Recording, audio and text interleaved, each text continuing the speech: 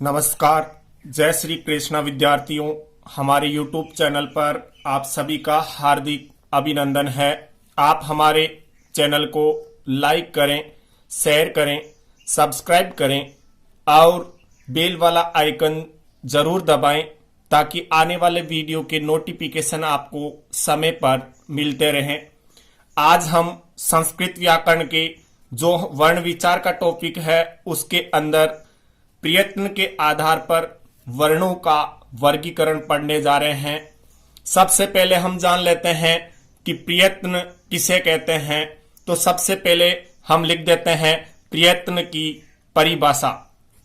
क्या लिखने जा रहे हैं हम? प्रयत्न की परिभाषा। और प्रयत्न की अगर हम परिभाषा लिखते हैं तो सबसे पहले बात आती है कि प्रयत्न क्या होता है। तो किसी भी वर्ण का उच्चारण करने, किसी भी वर्ण का उच्चारण करने पर मुख के आंतरिक एवं बाह्य अंगों के द्वारा, बाह्य अंगों के द्वारा जो प्रयास करना पड़ता है या जो प्रयास किया जाता है, प्रयास किया जाता है, उसे किस नाम से जाना जाता है? प्रयत्न के नाम से जाना जाता है। हमारे प्रश्न पूछा जा सकता है कि यत्न के कितने भेद होते हैं या फिर प्रयत्न के कितने भेद होते हैं। तो यहां पे मैं आपके क्लियर कर दूं, चाहे आप इसको प्रयत्न कहो या फिर यत्न कहो, एक ही चीज है। तो प्रयत्न या यत्न के जो भेद हैं वो कितने हैं? दो। प्रयत्न के दो भेद हैं। दो भेद हैं। कौन कौन से? पहला जो है वो है आभ्यंतर, आभ्यंतर प्रयत्न। और जो दूसरा है वो है बाह्य प्रयत्न। यह हुई हमारी प्रयत्न के बारे में विस्तृत जानकारी के प्रयत्न किसे कहते हैं और इसके कितने भेद होते हैं। उसके बाद में सबसे पहले जो हम पढ़ने जा रहे हैं वो है हमारा नंबर 1 और उसको हम पढ़ेंगे आभ्यंतर प्रयत्न के रूप में कि आभ्यंतर प्रयत्न किसे कहते हैं। तो वैसे यहां पर क्लियर हो गया कि प्रयत्न आंतरिक और बाह्य अंगों के द्वारा जो प्रयास किया जाता है वो यत्न होता है। तो आभ्यंतर क्या हो जाएगा? आंतरिक प्रयत्न। और जो बाह्य है वो क्या हो जाएगा? बाह्य। जैसा नाम है उसके अकॉर्डिंग इसका जो रूप है वो हमें देखने को मिलता है। तो हम यहां पर कह सकते हैं कि हमारे मुख के आंतरिक अंग, आंतरिक अंग कौन कौन से? हम यहां से लिख देंगे ओष्ठ या फिर होठों से लेकर कंठमणि, जो हमारे कंठ होते हैं वहां तक। क्या होता है? जो प्रयास किया जाता है या फिर प्रयत्न किया जाता है हमारे मुख के आंतरिक अंग के द्वारा या फिर आंतरिक अंगों के द्वारा किया गया प्रयत्न क्या कहलाता है? आभ्यंतर प्रयत्न के नाम से जाना जाता है। उसके बाद में हम चलते हैं आगे की तरफ और आगे हमारे जो मेन है वो है इसके भेद, यानी आभ्यंतर प्रयत्न के, आभ्यंतर प्रयत्न के 5 भेद माने गए हैं। कितने भेद? 5 भेद। और उन भेदों के जो नाम है वो है, सबसे पहले मैं यहां पे लिख देता हूं स्पृष्ट आभ्यंतर प्रयत्न, यानी इस स्पृष्ट जो आभ्यंतर प्रयत्न है वो कौन कौन से होते हैं, इसकी परिभाषा क्या होती है, तो इसका संस्कृत में मैं यहां पे सूत्र लिख दूं, उससे क्लियर हो जाएगा कि स्पृष्टम प्रयत्नम स्पृशनाम, जैसा कि परिभाषा में बताया गया है। यानी स्पृष्ट जो प्रयत्न है वो किसका होता है, स्पर्श जो जिनका स्पर्श वर्णों का किया जाता है, स्पर्श वर्ण होते हैं, उन्हें किस नाम से जाना जाता है, स्पृष्ट जो वर्ण होते हैं उनको माना जाता है। तो इसमें मैं यहां पर लिख दूं कि जो कल हमने पढ़ा था के से मे तक, यानी के से जो मे तक वर्ण है उनको किस में रखा जाता है, स्पृष्ट में रखा जाता है। यानी के वर्ग के पांचों वर्ण, चे वर्ग के, त वर्ग के, त वर्ग के, पे वर्ग के और पे का अंतिम म। तो कुल संख्या अगर इसमें से आपको पूछ ली जाती है कुल संख्या, तो इसकी कितनी है, 25। और आपको पता है मैंने यहां पर परिभाषा भी आपको बता दी है कि जब जिन वर्णों का उच्चारण करते समय हमारे मुख विवर से निकली हुई वायु और जो जीवा है वो विभिन्न भागों को क्या करती है, स्पृश करती है, उन्हें किस नाम से जाना जाता है, स्पृष्ट वर्णों के नाम से जाना जाता है। और वो कुल कितने हैं, 25। कहां से कहां तक, के व्यंजन से लगा करके मैं तक। अब हम आगे चलते हैं नंबर 2, और जो दूसरा है हमारा वो है ईसत स्पृष्ट। ईसत स्पृष्ट, ईसत जो स्पृष्ट होते हैं वो कौन कौन से होते हैं, इसका भी सूत्र है, और वो हमारा सूत्र है ईसत स्पृष्ट तम अंत्य स्थानाम। यहां पे ध्यान दें, ईसत जो स्पृष्टम है वो किसका होता है, अंतस्थानाम। अंतस्थानाम का मतलब जो अंतस्थ वर्ण होते हैं। और कल मैंने आपको बताया था कि अंतस्थ कौन से होते हैं, जिनके अंदर मुख विवर से जो निकली हुई वायु है वो अंदर ही क्या करती है, स्थित रहती है, उन्हें किस नाम से जाना जाता है, अंतस्थ के नाम से जाना जाता है। और इसके अंदर जो मूल रूप है वो किसको रखा जाता है, ये, व, र और जो ल, यानी ये जो 4 वर्ण है इनको किसके अंदर रखा जाता है, ईसत स्पृष्ट। ईसत का मतलब होता है थोड़ा या कम। ईसत का मतलब क्या होता है, यहां पे मैं लिख देता हूं, ईसत का मतलब थोड़ा या कम स्पर्श। यानी जब इन वर्णों का उच्चारण किया जाता है तो जीवा क्या करती है, जो मुख के अंदर उच्चारण स्थान है उनको क्या करती है, बहुत ही कम या हल्के से या थोड़ा स्पर्श करती है। तो वो व्यंजन किसके तहत आते हैं, ईसत स्पृष्ट के तहत। फिर है हमारा तीसरा, और वो है हमारा ईसत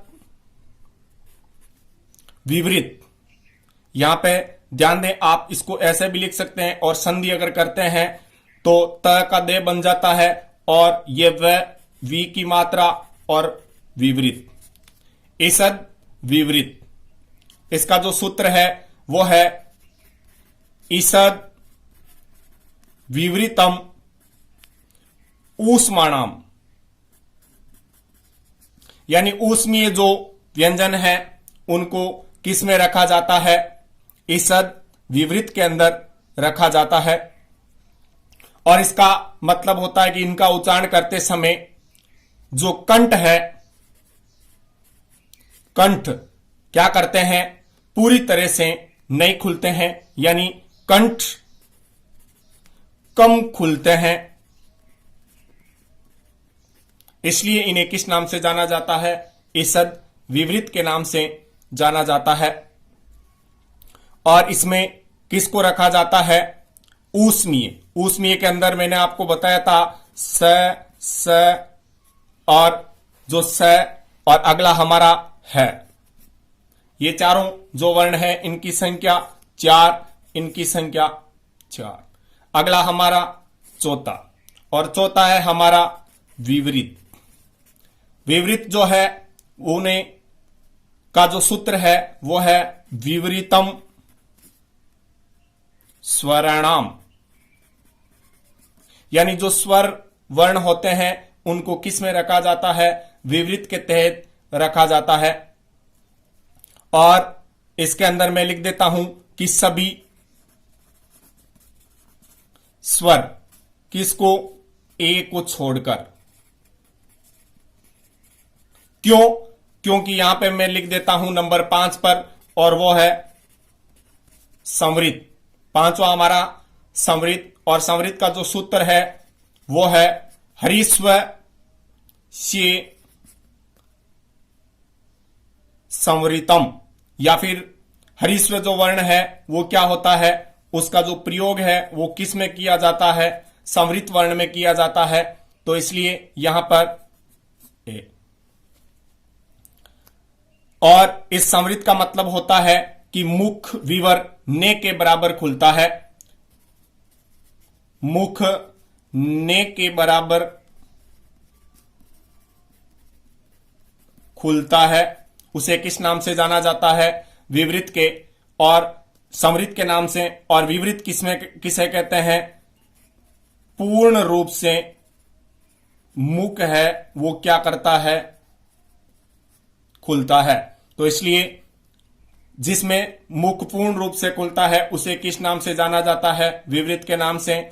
और जिसमें मुख नहीं के बराबर खुलता है उसे किस नाम से जाना जाता है, संवृत के नाम से जाना जाता है। इस प्रकार हमारा ये जो प्रयत्न के आधार पर आभ्यंतर जो प्रयत्न है उनका विवरण इस प्रकार है कि सबसे पहले स्पृष्ट स्पर्श नाम के आधार पर ईषद स्पृष्ट, इसका मतलब इसमें क्या होता है, थोड़ा कम स्पर्श होता है, और वो कौन से है, अंतस्थ है। इसके बाद में ईषद विवृत, ध्यान दें विवृत कौन से होते हैं, सभी स्वर होते हैं, और ईषद यानी थोड़ा जो विवृत होते हैं वो कौन से होते हैं, स स स ह, और संवृत क्या होता है, केवल ए। इस प्रकार आप इसको अच्छी तरीके से याद कर सकते हैं। अगला हमारा जो प्रयत्न का दूसरा भेद है वो है हमारा बाह्य प्रयत्न। बाह्य प्रयत्न, सबसे पहले बात आती है कि बाह्य प्रयत्न किसे कहते हैं। तो वर्णों के उच्चारण में, वर्णों के उच्चारण में वह यत्न जो फेफड़े से कंठ तक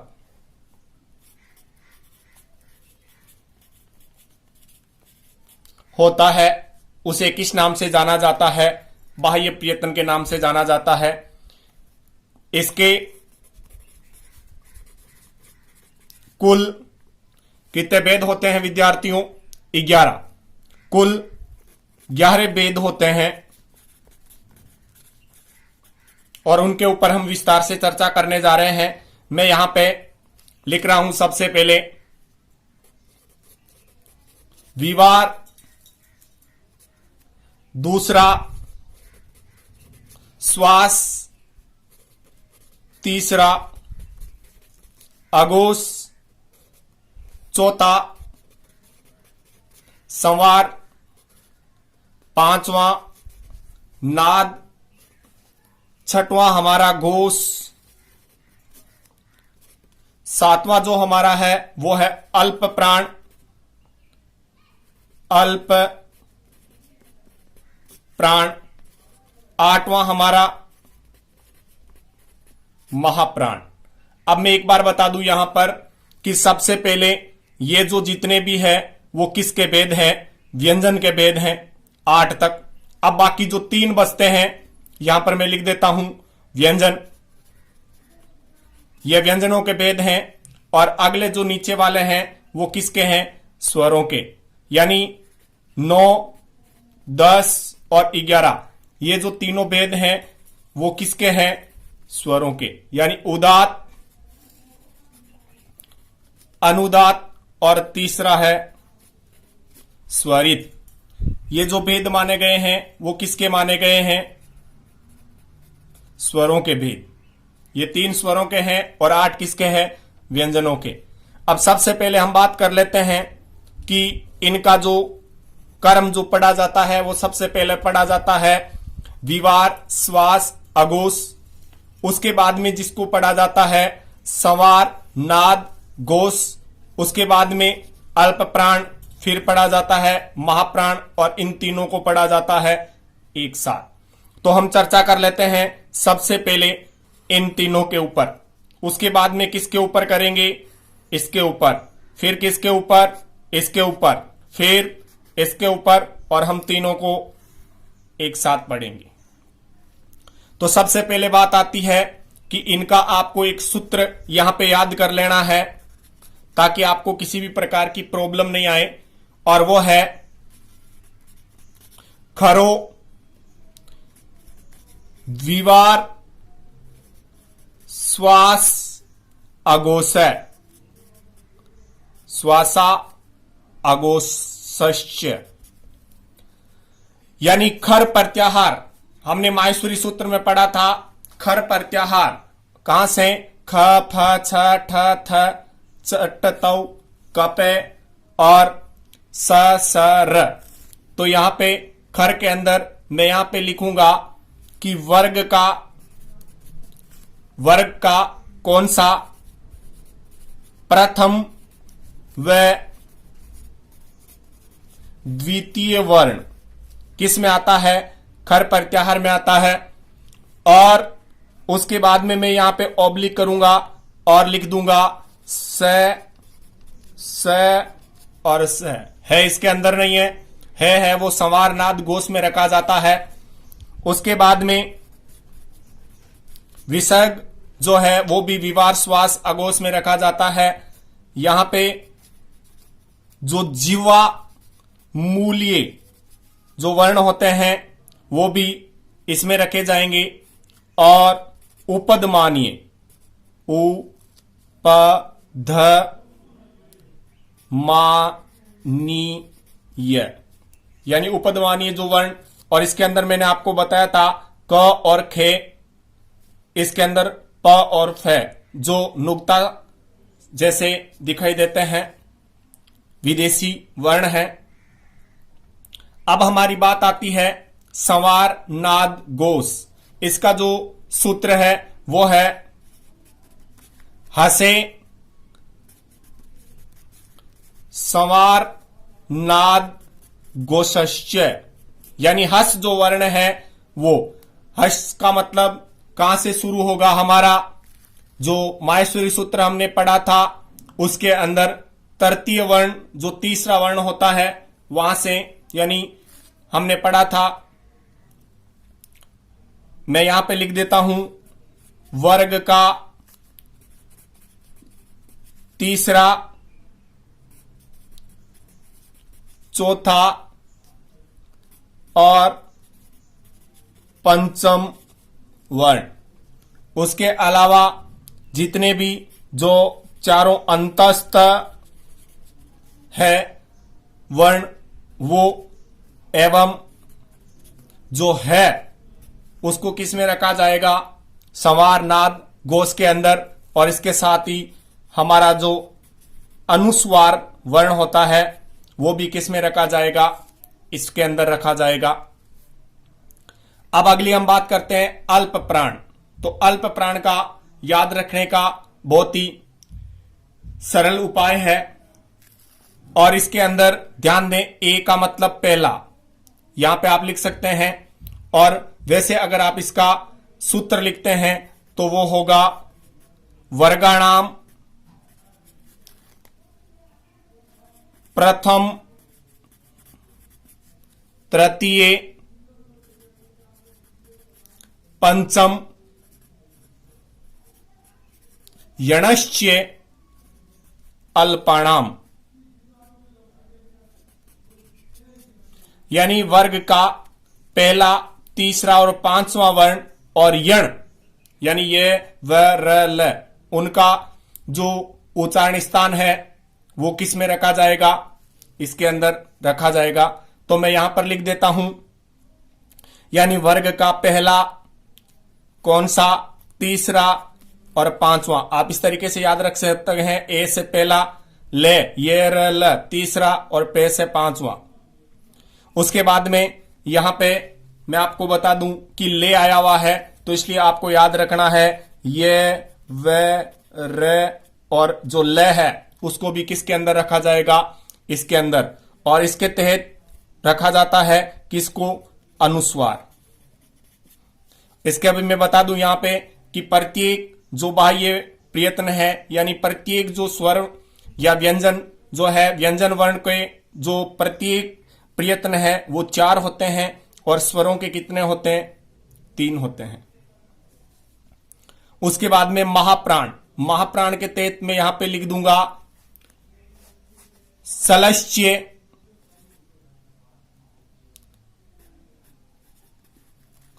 सलश्च्य महाप्राणा, यानी सल प्रत्याहार है उसको किस में रखा जाएगा, महाप्राण में रखा जाएगा। और सल में कौन कौन से आते हैं, वो आते हैं वर्ग का दूसरा और चौथा वर्ण, और इसके साथ ही जो ऊष्मीय वर्ण होते हैं वो किस में रखे जाते हैं, महाप्राण के तहत रखे जाते हैं। ऊष्मीय के अंदर कौन कौन से हैं, स और है, और ये कौन से हैं, अंतस्थ। इस प्रकार हम आगे की तरफ चलते हैं, उदात, अनुदात और स्वरित। वैसे सारे जो हम स्वर काम में लेते हैं वो होते हैं उदात। और उदात का मतलब हम यहां पे जो पढ़ेंगे कि उदात का क्या नहीं होता है, कोई भी चिन्ह नहीं होता। क्या नहीं होता, चिन्ह नहीं होता है। अगर सूत्र इसका आता है तो वो आता है ऊंचाई उदात, यानी जिन स्वरों का तालु आदि ऊपरी जो उच्चारण स्थान होते हैं उनके तेज उच्चारण किया जाता है, वो कौन से होते हैं, उदात होते हैं। और इसमें किसी भी प्रकार की क्या नहीं होती है, मात्रा नहीं होती है। और ये जो प्रकार है वो किसके हैं, स्वर। कौन से, सभी जो स्वर है उनको उदात, अनुदात और स्वरित में, लेकिन इनमें भेद कर दिया गया है। और ये जो हमारी है वैदिक जो संस्कृत है उसमें ये दोनों मिलते हैं। तो अनुदात का जो है इसमें हो जाएगा, हम लिखेंगे कि एक नीचे क्या होती है, आड़ी रेखा होती है। जैसे मैं यहां पे उदाहरण दे दूं, ए के नीचे इस प्रकार आपको मिलेगी। और इसका जो सूत्र होता है वो होता है नीचई अनुदात, नीचई अनुदात। तो इस प्रकार ये सूत्र और ये सूत्र कई बार पूछा जाता है। उसके बाद में जो अगला हमारा है वो है अंतिम बचा हुआ, वो है स्वरित। और स्वरित में क्या होता है, ये जो स्वरित उसमें क्या होता है, ऊपर क्या होती है, आड़ी या फिर कह देते हैं खड़ी। खड़ी क्या होती है, रेखा होती है। और इसका जो सूत्र होता है वो होता है समाहार स्वरिते, समाहारे स्वरिते। तो इस प्रकार, और इसमें जो आपको मिलेगी वो क्या मिलेगी, इस प्रकार, यानी ए के ऊपर, आ के ऊपर ये मात्रा मिलेगी आपको, ये इस प्रकार, ई के ऊपर, यानी इस प्रकार आगे मात्राएं चलती है। ऐसे ही इसमें भी इस प्रकार आड़ी रेखा होगी, इसमें क्या होगी, खड़ी, कहां, ऊपर। और इसमें किसी प्रकार की क्या नहीं होता, कोई चिन्ह वगैरह नहीं होता है। तो विद्यार्थियों, आज हमारा जो प्रयत्न थे वो संस्कृत के पूर्ण हुए और कल हमारी जो वीडियो है उसको आप जरूर देखें। कल की क्लास के अंदर हम पढ़ेंगे संधि प्रकरण, सबसे सरल और इम्पोर्टेंट और महत्वपूर्ण कल की क्लास होगी, इसलिए आप जरूर देखिएगा। धन्यवाद।